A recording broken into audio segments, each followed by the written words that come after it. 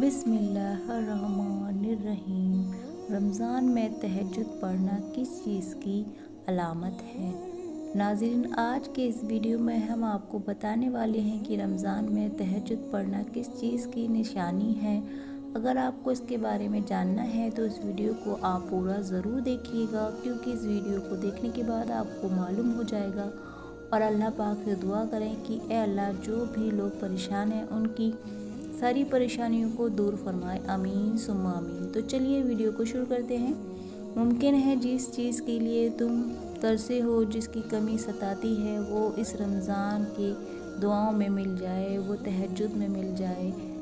जब दुआ करते हैं वक्त हमारे आँखों में आंसू बहने लगे तो समझ जाना तुम्हारी दुआ बारगाह इलाही में कबूल हो चुकी है। खुदा करे इस रमज़ान के सदक़े तुम्हारी निकाह तुम्हारी मोहब्बत से हो।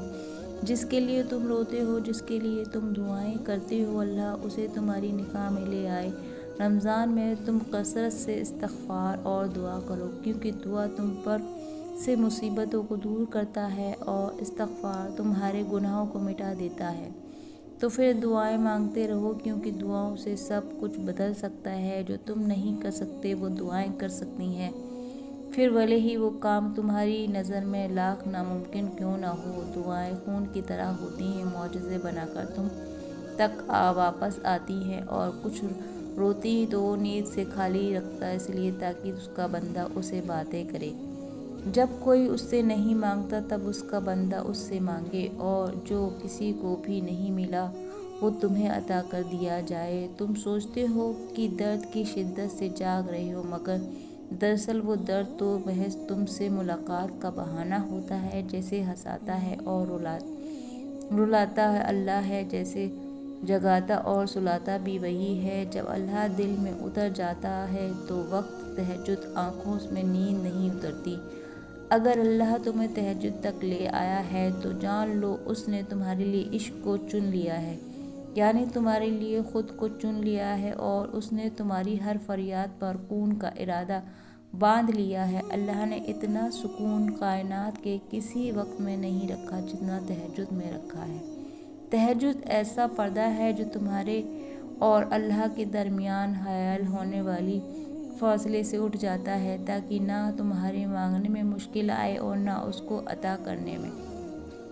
देखने में हिम्मत मत हारो, दुआ मांगते रहो तब तक जवाब नहीं मिल जाता। जब वो तुम्हें सब्र की इंतहा को ले आया है तो यकीन रखो कि आजमाइश अब ख़त्म होने वाली है, और फिर हर चीज़ से नवाज दिया जाएगा। जिसके लिए तुम रातों को उठ उठ कर झोली फैलाया करते थे, तुझे अगर रातें बेसुकून लगती तो फिर अल्लाह के साथ गुजार लिया करो।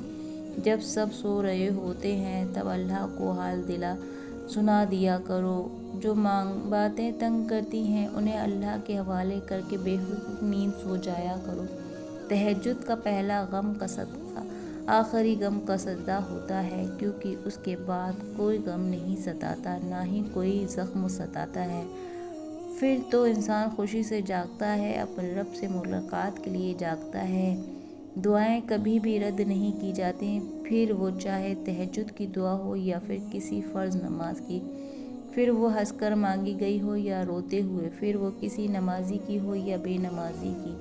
क्या तुम्हें लगता है कि अल्लाह तुम्हें तड़पा छोड़ सकता है? अल्लाह जानता है कि तुम्हारी चाहत को कब और कैसे तुम तक पहुंचाना है। तुम्हें बस तवक्कल रखना है।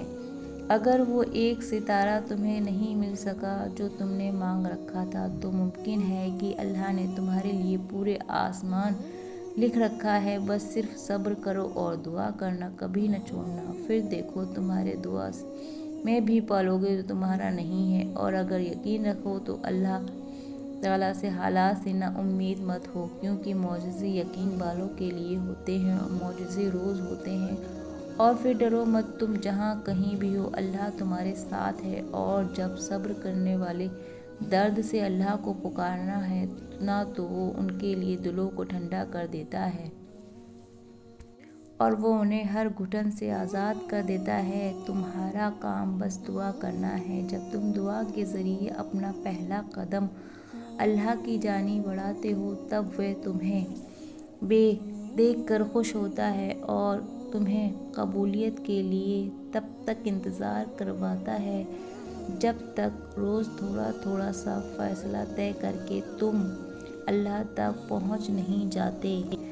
جب اللہ کے حکم کے بغیر اس کائنات کا ایک پتا بھی نہیں ہل سکتا تو پھر تمہارے دل کا بار بار اللہ سے روز ہونا، اس سے مانگنا بے وجہ نہیں ہے، جو ہاتھوں میں اتنی جان ڈال دیتا ہے کہ دعا کے لیے ہاتھ اٹھ سکے، پھر ان اٹھنے والے ہاتھوں کی لاش بھی رکھتا ہے۔ وہ اگر آزمائش میں ڈالتا ہے تو مت بھولو کہ وہ رحیم ہے، کریم ہے، اس سے بھی زیادہ کر دیتا ہے۔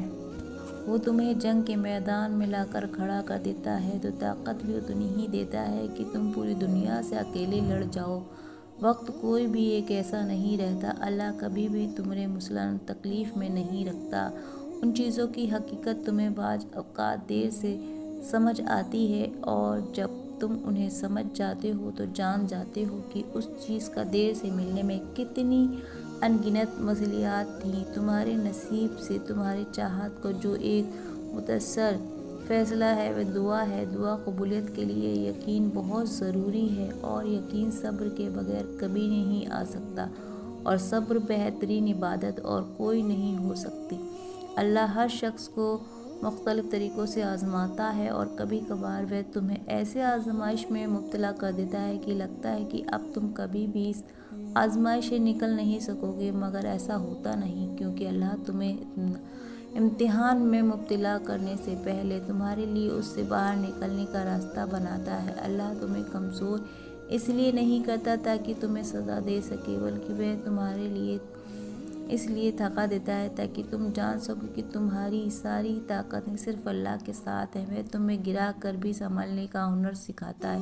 اللہ آزماتا ہے انہی کو ہے جنہیں وہ محبت کرتا ہے۔